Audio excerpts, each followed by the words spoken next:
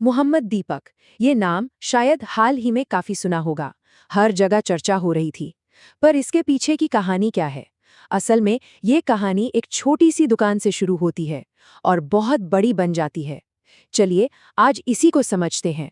तो देखिए, ये कहानी ना नेशनल लेवल पर आई 23 फरवरी को। हुआ ये कि राहुल गांधी ने अपने इंस्टाग्राम पर एक शख्स के साथ कुछ तस्वीरें डाली और साथ में जो लिखा वो काफी पावरफुल था।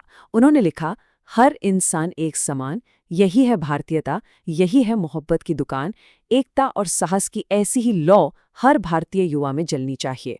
पर सबसे बड़ा सवाल तो यही है कि आखिर ये शख्स है कौन राहुल गांधी के साथ, और एक नॉर्मल सी लगने वाली ये मुलाकात पूरे देश में इतनी बड़ी खबर क्यों बन गई। चलिए इस पूरी कहानी को ना परत दर परत खोलते हैं। अच्छा, तो इस मुलाकात की अहमियत को समझने के लिए ना हमें थोड़ा पीछे चलना होगा, कहानी की बिल्कुल शुरुआत में। बात है जनवरी के आखिरी हफ्ते की, जब इस पूरे मामले की नींव पड़ी थी। तो सब कुछ शुरू हुआ 26 जनवरी को। जगह थी उत्तराखंड का एक छोटा सा शहर कोटद्वार। हुआ ये कि एक दुकान के नाम को लेकर कुछ बहस हो गई, एक विवाद हो गया, और तभी वहां के एक लोकल जिम के मालिक दीपक कुमार दुकानदार के बचाव में आ गए। उस वक्त तो किसी को भी अंदाजा नहीं था कि इस छोटी सी घटना का एक वीडियो कुछ ही दिनों में पूरे देश में आग की तरह फैल जाएगा। तो सवाल ये है कि आखिर ये विवाद था किस बात पर। मामला था वकील अहमद की दुकान का। पिछले 30 सालों से उनकी दुकान का नाम था बाबा स्कूल ड्रेस सेंटर। अब कुछ लोगों को इस बाबा शब्द पर एतराज था। उनका कहना था कि ये एक हिंदू धार्मिक शब्द है और एक मुस्लिम दुकानदार को इसका इस्तेमाल नहीं करना चाहिए। बस इसी बहस के बीच में दीपक कुमार ने दुकानदार का पक्ष लिया। उन्होंने साफ कहा कि भाई, किसी को भी अपनी दुकान का नाम रखने की पूरी आज़ादी है।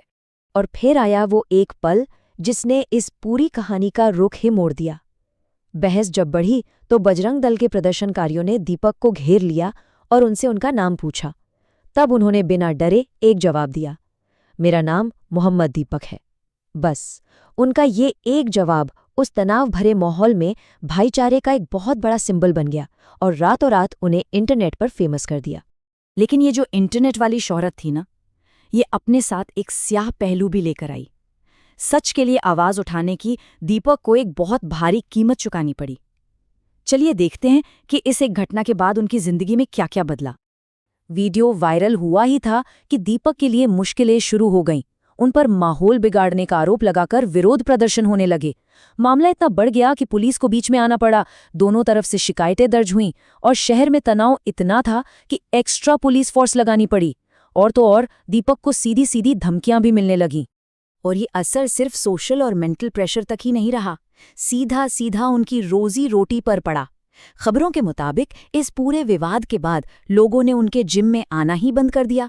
मतलब उनकी जिम की मेंबरशिप में बहुत बड़ी गिरावट आई। जाहिर है इसका मतलब था एक बड़ा फाइनेंशियल नुकसान।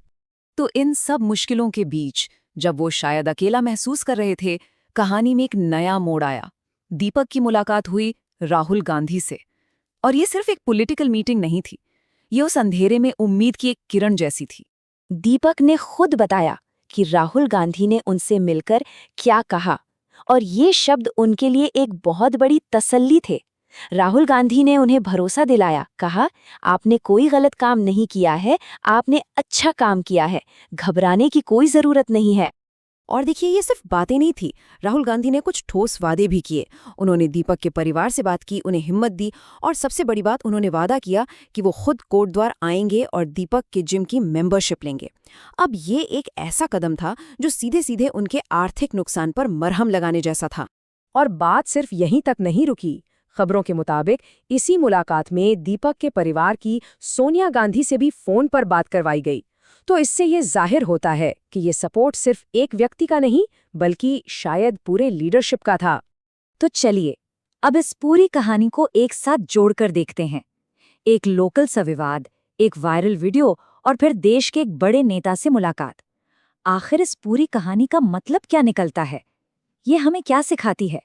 देखिए, ये कहानी एक तरफ तो एक अकेले इंसान का साहस दिखाती है जो सही के लिए खड़ा हुआ, लेकिन दूसरी तरफ ये भी दिखाती है कि ऐसी आवाज उठाने की कीमत क्या हो सकती है। दीपक की कहानी हमें ये सोचने पर मजबूर करती है कि क्या आज के दौर में सद्भाव और एकता की बात करना इतना मुश्किल हो गया है। और अगर कोई दीपक की तरह हिम्मत दिखाता भी है तो एक समाज के तौर पर उसकी आवाज को बचाने की, उसे सपोर्ट करने की जिम्मेदारी आखिर किसकी है।